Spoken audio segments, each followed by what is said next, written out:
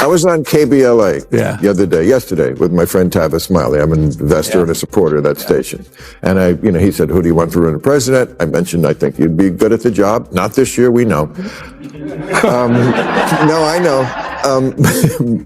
But he said, I don't think he could win. I don't think he could win. He's too progressive coming from this state and what he's done in this state to win in any southern state, any red state. I disagreed, but no, this is a progressive African-American owned station, and I'm sure they like you, but he doesn't think you can win. What do you say to that if you could win the... Gavin Newsom's talking about potentially running for the president. Actually, he's not talking about it. He's trying to avoid talking about it, but we all know what he's doing because he has to leave the gubernatorial seat in 2026, the governor's seat in 2026. We know what he wants. You gonna pull it off with the record that took place in California all of these years under your stewardship? It's nice to see him sticking his chest out and going off. You think they don't have clips of how you embrace extreme leftist policies during the whole woke movement and cancel culture and everything else? You think they don't have those clips? You think they didn't see people getting arrested and let out of jail the same day? This debate becomes even more serious because many people now believe the problem is bigger than Gavin Newsom alone. They see a political system that understands public frustration but continues operating the same way. Everyday people deal with rising prices, less trust, and harder living conditions, while leaders at the top still seem protected from the consequences. Because of this, many voters no longer view politics as public service. Instead, they see it as a system built around power, influence, protection, and survival. Once people think that way, every government failure starts looking less like an accident and more like a deliberate decision. And the Democrats, my God, please find somebody who can lead. Gavin Newsom is out here in California. Pulling off in his own way what I think he wants to. He's being known more for trolling Trump on his podcast or with other interviews than what he's actually doing in the state of California. They think that's leadership because they don't have it. They know what they're doing. These politicians know. They know where the money is. That leads to the larger argument made by Bill Maher and Stephen A. Smith. They're not only criticizing one governor, they're criticizing an entire political culture that many people believe has become disconnected from ordinary citizens. In their opinion, too many politicians know how to stay in power without producing real results. They continue holding office without solving major problems or improving daily life for voters. That is why this criticism sounds bigger than a normal political attack. It sounds like a demand for major change. Many voters believe repeating the same style of leadership will only continue the same cycle again. They know how to get some of it too, because Marjorie Taylor Greene came into office. She was worth a couple of $100,000 according to the reports. How the hell you leave departing and you worth $25 million? Where'd it come from? I work every day. I make a pretty good salary. I ain't making $25 million working on Capitol Hill with a salary that's less than $400,000 by accident. Somehow, some way, lobbyists up on Capitol Hill, you vote in one way or another, making sure that you assuage their concerns and appeal to them and all of this other stuff. And in the meantime, you getting paid, but the American people ain't. How do you really That ain't an accident. They know what they're doing. They know what they're doing. The discussion also turned toward political phrases that sound polished but often confuse ordinary people. One example was the term culturally normal. Critics questioned what the phrase actually means and argued that many political slogans are designed to sound smart without clearly explaining anything. When leaders cannot speak in simple language, the disconnect with the public becomes even more obvious. At the same time, another criticism is difficult to ignore. Many people believe both the far left and the far right continue pushing politics deeper into division and culture wars, while real problems remain unsolved. To me, I don't know what he meant, but I think the average person understands that, like, sometimes you just take the simple way out and everyone can agree. Somebody, 45%, they're saying 45% of folks in America, whether they vote Democrat or Republican, they're really independents, about 45%, which means that you're going to have a chunk of the American population that's going to influence these upcoming elections. And I'm looking forward to it because it needs to be influenced. As far as I'm concerned, not you, I'm not talking about you, but most folks on Capitol Hill, it just needs to be purged. Well, and as long as they're being actual policymakers and not just provocateurs. Stephen A. Smith also made a strong point about what could happen if Gavin Newsom fully steps onto the national stage. His entire political record would follow him everywhere. Every interview, every statement, every contradiction, and every past position that once sounded popular in progressive politics but now appears risky to mainstream voters would return to public attention. In today's political climate, nothing truly disappears. Old clips and comments always come back. Once critics begin highlighting those moments again, The campaign stops being about momentum and starts becoming about survival.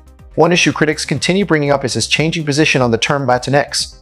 At one point, Newsom seemed to distance himself from it, but older clips quickly resurfaced, showing a different tone. Critics argue that this gives opponents ammunition because it creates the impression that the message changes whenever the political climate changes. And you mentioned our governor. He used the words culturally normal. He said the party needs to get more culturally normal. He needs to get more culturally normal.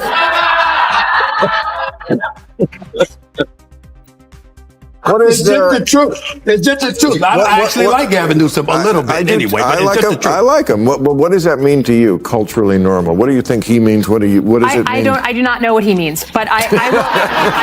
But I will tell you, I mean, that again, I come from Michigan, where like, the average person just is a very pragmatic, like put your head down and wants shit to work. That is it. And so I will be honest, we made hats at the end of my last campaign that just said Team Normal. I don't give a shit if you're a Republican or a Democrat, an independent, just like live in the zone of practicality. And the far right and the far left live in a different universe. The discussion then turned toward what critics believe is the strongest argument against Gavin Newsom. And that argument is California itself.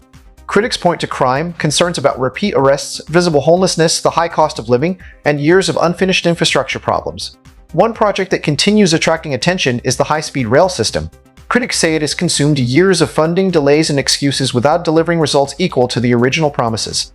They also point to costly water programs, wildfire prevention plans, and housing projects that use massive budgets while producing little visible improvement for everyday residents.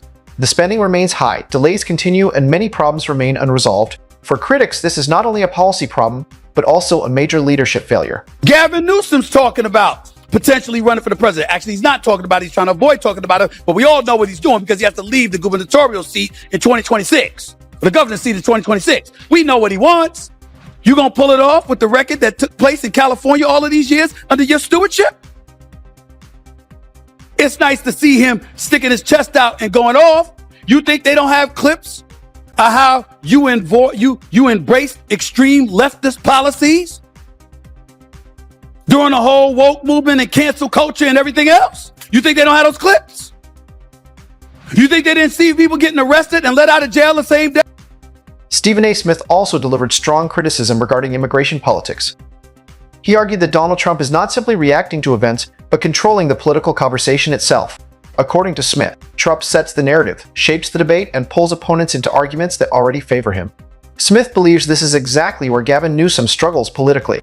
Instead of responding with discipline and long-term strategy, he often steps directly into the debates Trump wants to dominate. In politics, especially on major issues like immigration, that can become dangerous. Once an opponent controls the language, emotion, and urgency surrounding an issue, the other side is no longer leading the conversation. They are only reacting and trying to catch up. You think they don't have footage of crime ravaging the streets of Los Angeles or homelessness? You think they don't know about the cost of living and how it's the highest in this republic right now? Let's talk. Bet. One of the most talked about moments came when Bill Maher questioned Gavin Newsom about California's law requiring large department stores to include gender-neutral toy sections. Maher's reaction alone showed clear disbelief. His argument was simple. If stores were already making those changes on their own, why create another law forcing it? Why add more regulation to something that businesses were supposedly already supporting? Newsom responded by saying some department stores backed the idea, but critics felt that answer did not fully address the concern. Instead, they argued it made the situation appear even more unnecessary. For many critics, this moment represented a larger frustration in modern politics. Symbolic cultural issues often receive major attention while problems directly affecting everyday life continue getting pushed aside.